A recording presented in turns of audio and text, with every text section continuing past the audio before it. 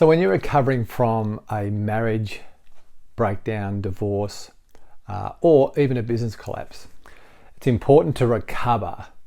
You've got to sooner or later work out your start point financially as to where you're at today. To know then what you need to do to create your point B, which is where you want to be tomorrow. So point A is where you're at today, point B is where you want to be tomorrow, down the road. Tomorrow as in, 12 months, 2 years, 5 years. Your future is very important to you. And when I went through my marriage collapse and business collapse, all within weeks of each other, I, for a long time, didn't want to know where I was at financially. I had what they call ostrich mentality. I just didn't want to know. I knew it was bad, and I avoided the reality of my situation financially. But sooner or later I woke up and made a decision to identify just how much collateral damage had been done from my business collapse and my marriage collapse. And I was glad I did it in the end, because it just was such a relief. So today, a few years down the road, almost 10 years down the road now, I've completely rebuilt my life. Financially, business, family, everything. This video is all about helping you establish your point A, where you are today, so you can know exactly what you need to do to get to your point B, and that is where you want to be tomorrow. Up next on this video.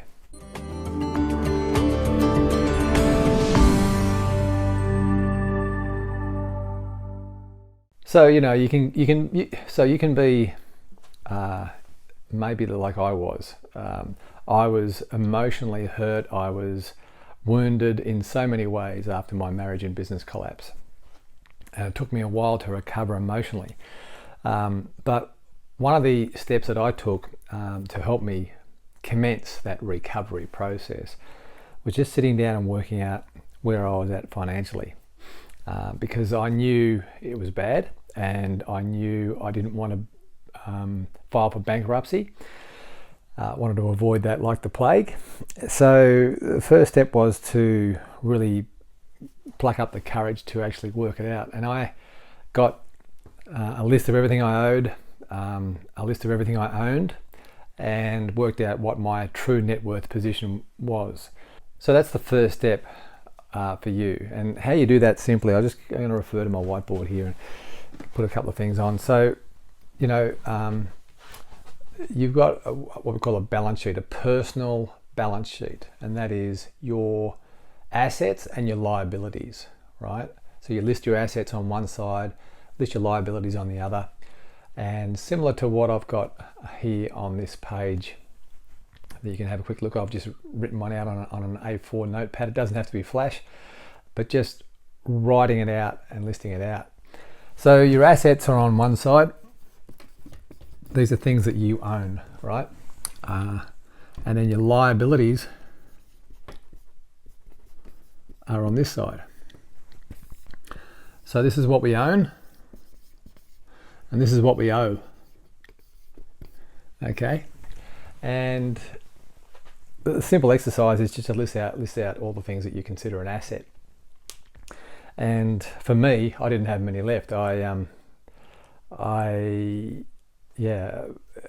the end of the wash up of my divorce particularly, and the business going south as well, I had to really think hard about what I actually owned. So there was, this side for me was very light on, and at that time I was 42 years of age. So it was just the reality and the gravity of what had happened. Over this side, through my divorce, I took on a whole heap of residual debt that the business had. The business itself actually had no income either, because that's what happened. The business just collapsed. The debts, the liabilities remained, but the income stopped. And that's a scary position to be in, I can tell you. But regardless, I worked out what it was, and so I worked out I totaled these off, and I totaled these off, and then so this is your assets here, and these are your liabilities here, total of liabilities. And so your net worth position, and I want to encourage you to do the same thing, is simply just subtracting your assets from your liabilities. So it's A minus L equals net worth. That's your start point. That's your point A, right? That is your point A. So that's where you start. That's your new beginning, if you like. That's one of the good things about establishing this, is that, as scary as it may be, particularly when you're in that emotional state of a setback, it can be relieving as well, because it might be really bad, like mine was. Yours might not be as bad as mine, but it does give you a sense of relief, because you now know the number. And my number was below zero. My number was in the negative. In other words, I owed more than I owned. That's not a nice place to be when you're 42, I can tell you. Particularly when you've had many years leading up to that point where you actually had a nice lifestyle and you had some nice homes and nice cars and travelled the world and had a lot of fun. But that's another story for another day. But so that's the first step for you to do here, is to figure out your point A, okay, your start point. Then the next step is your point B. So the next step is your point B, where you want to be tomorrow. And we'll talk about that briefly. So what is your point B? What are you looking to achieve? What do you want to do? Do you want to rebuild to the same point you were before the setback happened to you financially? Or do you want to go beyond that to really prove to yourself and to others that you're okay and the world's okay financially? And you can do that for sure. I mean, to be honest, I don't like to compare the before and after of my life, but it's really good today in terms of the strength that I'm in, with my family, with my beautiful wife Kate and our kids, all four of them. It's just amazing. So I know you can do it. That's the thing I want to get across to you. Whatever you've had in the past, and yes, okay, right now you may have lost some of that, or you may have lost all of it, but let me tell you, as someone who's been through that, you can rebuild. There's no doubt about it. You can rebuild and make a massive comeback in your life. So what is it for you? What do you want? How bad do you want it? That's the big question, right? Because sooner or later you have to decide that you're going to get off the canvas. Sooner or later you have to decide that I don't want this current situation that I'm in. I want a different situation. I want to be in a different position financially. And that's a decision you have to make. And you may not be ready to make that decision yet, because I wasn't for a while, but sooner or later you just comes a day where you know that you're ready. And you're just sick and tired of being broke, and you just make a decision that, you know what, this is part of my past. It's not going to define me as a human being. I'm going to put the steps in place now and get the right advice to rebuild. So the part of that for me was just defining what it was I actually did want. And from a financial perspective, obviously there's 5 key areas of life: is your faith, your family, your fitness, and finance and fun. So I'm talking about mainly finance here, right? Because it does have an impact on all those others. People say money doesn't buy happiness. I can tell you from experience that money doesn't buy happiness, but the lack of money affects your happiness. That is true. I've had it and I haven't had it, and I can tell you that you're much happier with it than you are without it. For me it is anyway. And if you're like me, you're probably thinking the same thing. So defining your point B, what is it for you? What do you want? So what's your number? How much would you need to live a comfortable lifestyle from an income perspective? How about an income that you didn't have to go to work for every day? How about an income that was just coming in on an ongoing basis, that you didn't have to chase 40 hours a week or 50 hours a week or 60 hours a week, but it was just residual on a weekly or fortnightly or monthly basis into your account, and you could live a lifestyle that you choose to live? So is that possible? Absolutely, it's possible for anyone that wants it bad enough. And the key here is understanding what amount of money you'll need to create the cash flow from that asset to produce the lifestyle that you want to achieve. Now, this might be, you think, well, Mark, I'm broke. I just don't have the mental horsepower to think about a big number like that. But let's do it for the sake of the fun of it, shall we? Because when you look at it, it's not that big a deal. So the first number is how much income do you need, right? So if you're a single, right, which you possibly are right now, or you want to get married one day again, or at least have another partner one day again, then the average couple, the average single person in Australia makes about 100,000 a year, who's got who's working a full-time job, so 80 to 100, somewhere around there.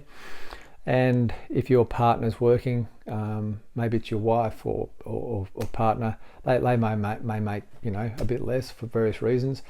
But for the average couple in Australia, the average combined income that would help them achieve a standard of living which is quite nice and quite comfortable would be around about $150,000 per year in income. So if you think that's a good idea, I'd like to have that sort of income as a start at least, then you think about, righto, so if I need that income, what do I need to have in terms of assets to produce that kind of income? Now, before you glaze over, just stay with me for a minute. If you get 5% return on your money to produce a dividend or an income, how much would you need in a business or in cash to earning 5% to produce $150,000 a year? Have you ever thought about that? Yeah, that's $3 million. $3 million at 5% earns $150,000 a year. So we just write that down here for a minute. 3 million, 3M, times 5% equals 150,000.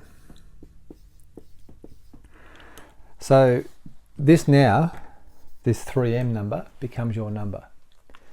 That's your goal, if you want this one. Okay, so I know it's a different way of thinking, and we're not normally taught this way of thinking at school, in education. Our parents probably didn't think like this either. But you'll find as you hang around people who are kicking goals financially, this is how they think. They define their number, and then they go and create something of value that's worth that number, that produces that kind of residual income to produce that kind of lifestyle. So that's sort of reverse engineering their financial future, if you like. So can I encourage you to do the same? This is the beginning of a new beginning for you. For me, I had to think a little different to what I've been thinking before, because clearly what I was thinking, the way I was thinking, wasn't working as well as I would hoped. So defining your end result, defining your point B, right? That's your point A, is your net worth. That's where you start. Your point B is where you want to be. That's the end result. Okay. Now the vehicle to get you from where you're at to where you want to be is now up to you to discover. All right. The way to do it. So don't worry about the vehicle, right? The vehicle will present itself. That's just what happens when you think about the result that you want and the amount of asset you'll need. You start all of a sudden now, you dwell on that, and your subconscious mind starts to think about creative ways of how do I achieve this? What are some ways I can achieve this? And you start thinking about, okay, who are people that I know perhaps that are living this way? Would it be worth me buying them a coffee to find out how they actually did it? Would that be a good investment, that $4 in a coffee? I would say yes. So there's some ways to think about recovering, because it's important that you do, for your sake and for those who you love sake. But you sometimes need to take on a different mindset and a different attitude to get a different result, because if you do the same things, you'll get the same results, right? So it's a transformation in our thinking towards our finances. So it's more about how can I create assets which produce cash flow, as opposed to what can I do to earn income per hour or per week or per patient or per client or per whatever it is you do. Because there's only so many pers you can do in a day. There's only so many pers you can do in a month. And therefore there's a limit to what you can make financially when it's all about what you do. Success financially is more around what you own as opposed to what you do. So start thinking about how you can create an asset that can produce that kind of cash flow. Now, I'm not saying you're not going to have to go back and get a job, perhaps. I did, to give me that cash flow initially, to get the savings, those cash reserves in place to be able to invest some of that cash into education, into knowledge, into infrastructure to set up that asset. But I can tell you that it's not about what you do short term, it's about what you want long term. Okay, and sometimes the path to getting to where you want to go long term will vary, right? You may have to go back in, or you'll probably have to go back and get a job. But you're thinking around, right, so what do I need to earn in the short term to get me a savings program happening so I can start to save some money whilst I'm thinking about creating my asset. Because when you think about whatever you think about is what you bring about. So if you think about in terms of end result of what you need from an asset perspective to create the cash flow that you need from a lifestyle to pay for your lifestyle, then all of a sudden it's amazing how your subconscious starts to creatively. Whatever you do, there's something in you, I promise you, that you can do, right, that can create something special financially. So if you like what you see on this video, make sure you hit the subscribe button and the notifications bell.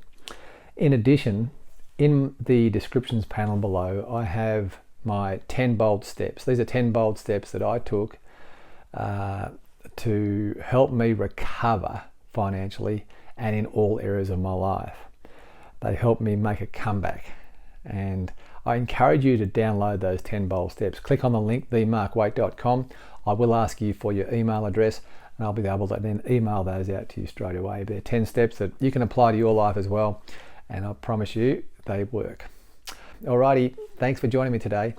So good to have you here on the channel, and until the next video, I'll talk to you then.